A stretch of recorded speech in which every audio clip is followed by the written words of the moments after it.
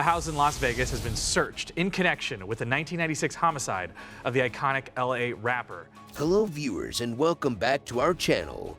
I'm sure you must have heard the name Tupac Shakur, actor, rapper, activist, thug, poet, visionary, rebellious. Tupac Shakur, whose musical career lasted only 5 years, is one of the most well-known musicians in history with over 75 million recordings sold worldwide. His greatest hits album and 1996's All Eyes on Me have both been certified diamond, exceeding the 10 million mark and ranking them among the best-selling albums of all time. More than half of his 11 studio albums have sold over 3 million copies in the United States. One of the most prominent hip-hop artists, Shakur was assassinated in a drive-by shooting in Las Vegas, 1996. He was 25. There have never been any arrests. However, interest in the case, which has given rise to a number of conspiracies, has persisted for many years. In this video, we will be discussing all the details about his grisly murder and the ongoing investigation, plus a brand new update from police. Watch the video till the end to find out. First, let's go over the murder details. On September 7, 1996, together with Marion Suge Knight, the CEO of Death Row Records, Tupac Shakur went to the Bruce Seldon vs. Mike Tyson boxing match at the MGM Grand in Las Vegas, Nevada. Trevon Tree Lane, a friend of Knight's, saw Orlando Baby Lane Anderson, a member of the enemy Southside Compton Crips gang, in the MGM Grand lobby after the match. In May of the same year, 1996, Anderson and some Southside Crips had made an attempt to rob Lane inside a Foot Locker. Shakur was informed by Lane, and he in turn attacked Anderson in the lobby. Anderson was knocked to the ground when Shakur questioned him whether he was from the South. Anderson was attacked with assistance from Shakur, Knight, and their whole group. Hotel security broke up the dispute, which was also recorded on the MGM Grand's video cameras. Shakur went back to his hotel, the Luxor Las Vegas, following the fight. He had promised girlfriend Kadada Jones to return to her after entering the MGM Grand and having her wait in a car before telling about his role in the Anderson fight. After changing, Shakur departed with Knight in a BMW car and headed to Club 662, owned by Knight, to play at a charity concert. Shakur and Knight were stopped on Las Vegas Boulevard between 11 and 11:05 p.m. by members of the Las Vegas Metropolitan Police Department Bike Patrol for playing their car audio too loudly and missing license plates. The car's trunk had the plates in it. A few minutes later, the group was freed without receiving a citation. They were waiting at a red light at the East Flamingo Road and Koval Lane Junction in front of the Maxim Hotel at 11:10 p.m. when a car with two ladies inside drew up on their left side. Shakur spoke with the two women while speaking via the window of his brand new 1996 BMW 750iL car and extended an invitation for them to come to Club 662. A white, four-door, late-model Cadillac approached Knight's right side around 11:15 p.m. The shooter opened fire on Shakur's BMW while sitting behind the wheel of the Cadillac. Shakur received 4 blows, 2 to the chest, 1 to the arm and thigh. One of the bullets went into Shakur's right lung. Fragmentation also crashed into the head of Knight.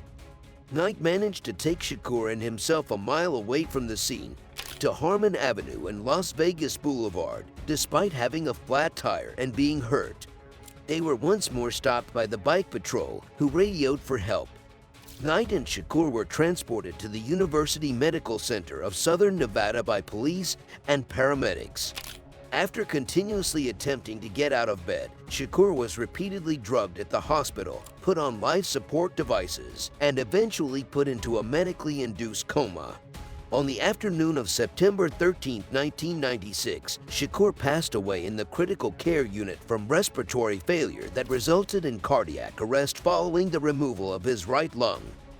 Although they tried to revive him, the doctors were unable to stop the bleeding. At 4:03 p.m., he was pronounced deceased.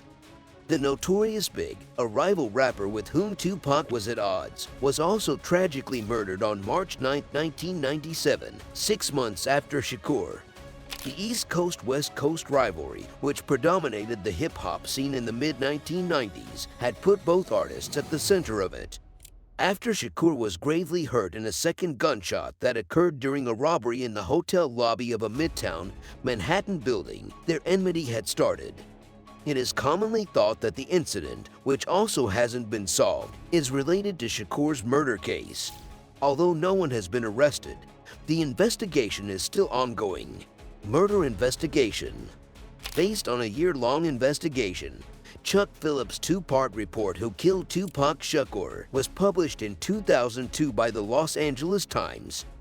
According to Phillips, the Southside Crips, a Compton gang, carried out the shooting in retaliation for Shakur assaulting one of its members a few hours earlier. The deadly rounds were fired by Orlando Anderson, the Crip who Shakur had assaulted. The Las Vegas police regarded Anderson to be a suspect and only conducted a single, brief interview with him. Nearly 2 years later, Anderson was killed in a different gang killing. Along with New York City criminals, Phillips' story also included East Coast rappers, including the Notorious Big, who at the time was Tupac's rival. According to the second piece in Phillips' series, which evaluated the murder investigation, Las Vegas police handled the case poorly.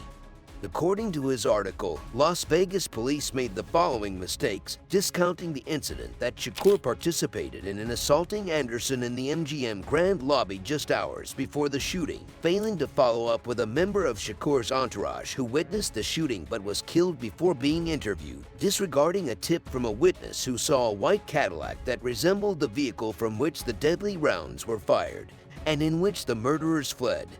According to a 2011 story in the Israeli newspaper Haaretz, the FBI sent up records in response to a Freedom of Information Act request that revealed their investigation into the Jewish Defense League for extorting protection money from Shakur and other rappers after threatening their lives.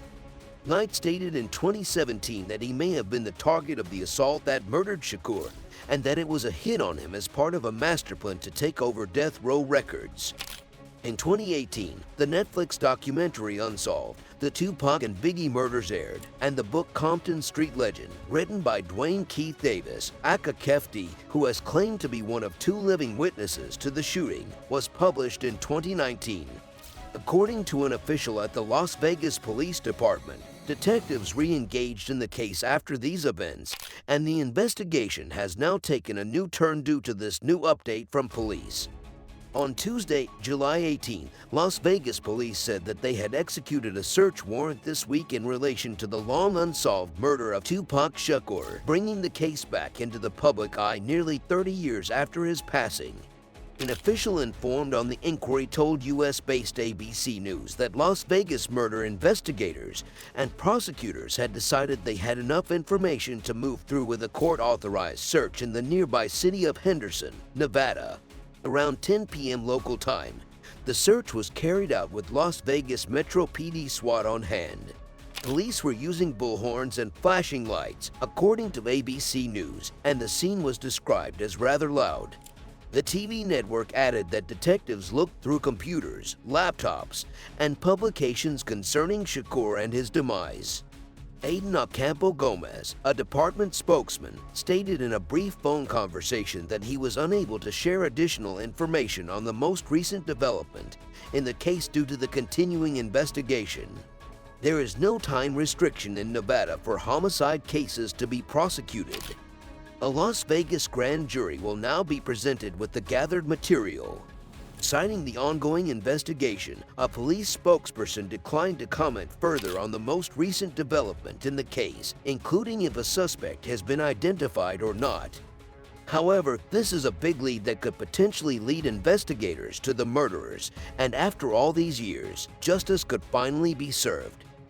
And that brings us to the end of today's video, which I hope you found riveting. Please remember to like and subscribe to our channel. Tap the bell icon to make sure you never miss an upload. Leave a comment below and give us all your views and thoughts, and I will catch you in the next one.